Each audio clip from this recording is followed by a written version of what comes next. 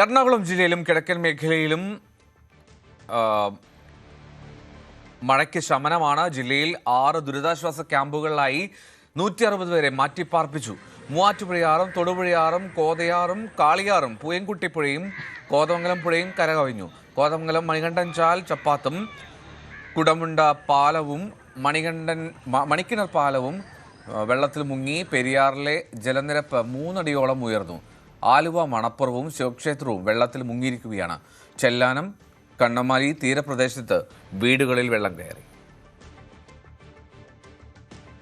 ശക്തമായ ഒന്ന് മഴ പെയ്താൽ കണ്ണമാലി പ്രദേശത്തുള്ളവരുടെ നെഞ്ചിൽ തീയാണ്. കാരണം വീടുകളിൽ വെള്ളം കയറും, എങ്ങോട്ട് പോകണമെന്ന് അറിയാത്ത ഒരവസ്ഥയിലാണ്. പലതവണ ഇവരുടെ ദുരിതം പൊതുസമൂഹത്തിന് മുന്നിൽ കൊണ്ടുവന്നതാണ്, അധികൃതർക്ക് മുന്നിൽ കൊണ്ടുവന്നതാണ്. ടെട്രാപോഡ് നിർമ്മാണമൊക്കെ പകുതി വഴിയിൽ കിടക്കുകയാണ്. ഇപ്പോഴത് പൂർത്തിയാകും, അല്ലെങ്കിൽ അടുത്ത മഴയ്ക്ക് മുൻപ് അത് പൂർത്തിയാകും. ഇനിയെങ്കിലും സ്വന്തം വീട്ടിൽ സുരക്ഷിതമായി കിടന്നുറങ്ങാമെന്ന ഇവരുടെ ഓരോ പ്രതീക്ഷയും നശിച്ചുകൊണ്ടിരിക്കുകയാണ്. കാരണം അതിലൊരു നടപടിയും ഉണ്ടായില്ല. ഇന്നലെയും പതിവ് പോലെ തന്നെ വീടുകളിൽ വെള്ളം കയറി. വേലിയേറ്റ സമയത്ത് വീടുകൾ വെള്ളം കയറി. ഇവർക്കിവിടെ നിൽക്കാൻ പോലും കഴിയാത്തൊരവസ്ഥയിലേക്കാണ്. ഇതിപ്പോൾ നമ്മൾ കാണുന്നുണ്ട്. ആ വേലിയേറ്റത്തിന് ശേഷം, ഈ വെള്ളം ഇറങ്ങിയതിന് ശേഷമുള്ള വീടിൻ്റെ ഉള്ളിലെയും മുൻപിലെയും ഒക്കെ കാഴ്ചകളാണ്. ഇന്ന് നമ്മൾ വരുമ്പോഴൊക്കെ ഇവർ വീട് വൃത്തിയാക്കുകയാണ്. വീണ്ടും ഇവിടെ താമസിച്ചല്ലേ പറ്റൂ, മറ്റെങ്ങോട്ടേക്ക് പോകാനെന്ന ഒരു ചോദ്യമാണ് ഇപ്പോഴും ഇവരുടെ ബാക്കിയായി നിൽക്കുന്നത്. ചേട്ടാ, ഇത്തവണയും വെള്ളം കയറി വലിയ ബുദ്ധിമുട്ടാണ് അല്ലേ? അതെ, ഭയങ്കരമായിട്ട് ബുദ്ധിമുട്ടാണ്. ഇപ്പം പ്രതീക്ഷിക്കാത്ത ഒരു കയറ്റമാണ് കയറിയത്. അപ്പം ഞങ്ങൾ ഉടനടി പുലിമുട്ടും ടെട്രാപോഡും വരുമെന്നാണ് പ്രതീക്ഷിച്ചത്. പക്ഷേ അത് പിന്നെയും കാലതാമസം ഉണ്ടെന്നാണ് പറയുന്നത്. ഇപ്പം ഇതും കൂടി ആയപ്പോഴേക്കും അവർ പെട്ടെന്ന് തന്നെ ചെയ്യുമെന്നുള്ളൊരു പ്രതീക്ഷ ഞങ്ങൾക്കുണ്ട്. ഇല്ലെങ്കിൽ ഞങ്ങൾക്ക് ആ പ്രതീക്ഷയും പോയി. കാരണം ഇപ്പോൾ ഇന്നലത്തോടുകൂടി അവസ്ഥ കണ്ടല്ലോ. ഇപ്പോൾ കംപ്ലീറ്റ് ഈ 2 വീടും വെള്ളം കയറി. അപ്പുറത്തെ വീട് കംപ്ലീറ്റ് വെള്ളം കയറി. ഇവിടുന്ന് വെള്ളം പോകാനായിട്ട് വേറെ വഴിയില്ല. അവിടേക്കെല്ലാം മതിൽ കെട്ടി വെച്ചേക്കണേണ്. പിന്നെ ഇവിടുന്ന് പതുക്കെ അങ്ങനെ ഒഴുകി അങ്ങോട്ട് പോകണം വെള്ളം. അപ്പോഴേക്കും നമ്മുടെ ഈ ഭിത്തിയൊക്കെ എല്ലാം പോകും. വീട്ടിൽ വെള്ളം കയറി കഴിഞ്ഞിട്ടാണ് പിന്നെ അത് പതുക്കെ നിൽക്കുന്നത്. ഇതിൻ്റെ ഫോഴ്സ് കുറയുന്നില്ലേ കടലിൻ്റെ?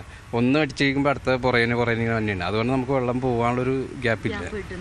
അതുകൊണ്ടാണ് ഈ പെരക്കകത്തൊക്കെ വെള്ളം കയറുന്നത്. ആ ബേക്കിലുള്ള വീട് കംപ്ലീറ്റ് വെള്ളം കയറിയിരിക്കണേന്.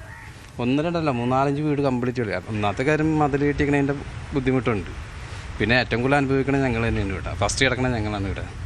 അത് ഈ ഭിത്തി മാറിക്കഴിഞ്ഞാൽ പിന്നെ ഞങ്ങളുടെ കാര്യം പോക്കാണ്.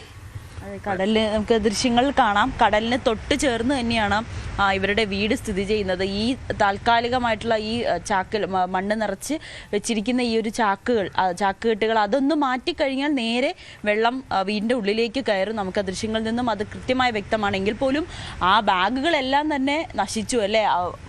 ശക്തമായിട്ട് കാറ്റടിച്ചും മഴ പെയ്തും കടലെല്ലാം നശിച്ചു. ഇനി എത്രയും പേര് ഞങ്ങൾക്ക് ടെട്രാപോഡും പുലിമുട്ടും തന്നാലേ ഞങ്ങൾക്ക് ഇവിടെ പിടിച്ച് നിൽക്കാൻ പറ്റുള്ളൂ. അല്ലെങ്കിൽ ഞങ്ങൾക്ക് ഇവിടെ നിൽക്കാൻ പറ്റില്ല. ഞങ്ങളുടെ വീടുമ്പോൾ ഞങ്ങൾക്ക് ഇനി അങ്ങോട്ട് പോകണമെന്നല്ല. ഞങ്ങളുടെ ഉള്ള പണിയെടുത്തുള്ള കാശ് വെച്ചാൽ ഞങ്ങളിത് ചെയ്തേക്കണം. ഇനി ഞങ്ങൾക്ക് കഷ്ടപ്പെട്ട് ഏത് കാലത്തൊരു നല്ലൊരു വീട് വെക്കാനാണ്. എത്രയോ വർഷങ്ങൾ കഷ്ടപ്പെട്ടിട്ട് ഞങ്ങൾ ഇങ്ങനൊരു വീട് വെച്ചത്.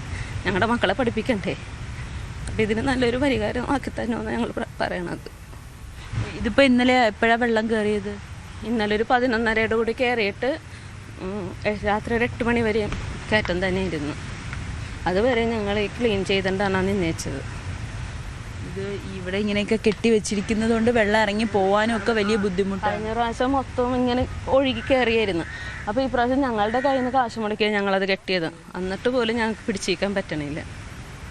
ഞങ്ങൾ പണിയെടുക്കണത് മുഴുവനും ഞങ്ങൾ ഈ കടലിനെ തടയാൻ വേണ്ടിയാണ് ഞങ്ങൾ ചിലവഴിക്കണത്.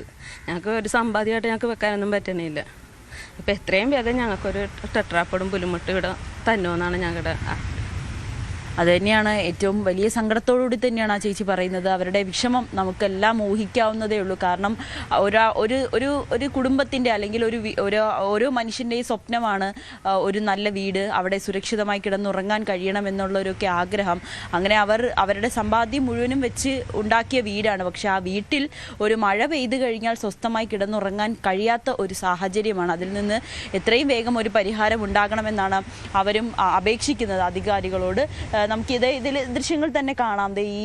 ഇവിടെ മണ്ണ് നിറച്ച ബാഗുകളെല്ലാം തന്നെ നശിച്ചു പോയിരിക്കുകയാണ്. അതിങ്ങനെ താഴേക്ക് വീണ് ഇതിൻ്റെ മുകളിൽ കൂടിയാണ് കടൽക്ഷോഭം ഉണ്ടാകുമ്പോൾ അല്ലെങ്കിൽ കടൽ വേലിയേറ്റ സമയത്ത് വെള്ളം ഇവരുടെ വീട്ടിലെ ഉള്ളിലേക്കൊക്കെ കയറുന്നത് വലിയ ബുദ്ധിമുട്ട് തന്നെയാണ് ഇവർ അനുഭവിക്കുന്നത്. എന്തായാലും കണ്ണമാലി നിവാസികളുടെ ആവശ്യം എത്രയും വേഗം അധികൃതർ കാണുമെന്നുള്ളൊരു പ്രതീക്ഷയിൽ തന്നെയാണ് അവർ ഇപ്പോഴും ഇരിക്കുന്നത്. എന്തായാലും എറണാകുളം ജില്ലയിൽ ഇന്നിപ്പോൾ മഴ മാറിയിരിക്കുന്ന സാഹചര്യമാണ്. ആലുവയുടെ തീരപ്രദേശങ്ങളിലുള്ളവർക്കൊക്കെ ജാഗ്രതാ നിർദ്ദേശം നൽകിയിട്ടുണ്ട്. ആലുവ മണപ്പുറത്ത് വെള്ളം കയറിയിരിക്കുന്ന സാഹചര്യമാണ്. മലയോര മേഖലയിലുള്ളവർക്കും ജാഗ്രതാ നിർദ്ദേശം നൽകിയിട്ടുണ്ട്. കാരണം എന്തെങ്കിലും അപകടകരമായിട്ടുള്ള കാര്യങ്ങൾ സംഭവിച്ചു കഴിഞ്ഞാൽ എത്രയും വേഗം അവിടെ നിന്ന് മാറണമെന്നാണ് ജില്ലാ ഭരണകൂടം നിർദ്ദേശം നൽകുന്നത്. എന്തായാലും ഇത് ഒഴിവാക്കി കഴിയാൻ കണ്ണമാലിയിലെ ദുരിതം അതിങ്ങനെ തുടരുകയാണ്. അത് ആ ഒരു സാഹചര്യം മാറ്റി നിർത്തിയാൽ ജില്ലയിൽ മറ്റിടങ്ങളിലെല്ലാം ശാന്തമായിട്ടുള്ളൊരു പ്രതീതിയാണ്. അത് വലിയ ആശ്വാസകരമായിട്ടുള്ളൊരു കാര്യം കൂടി തന്നെയാണ്.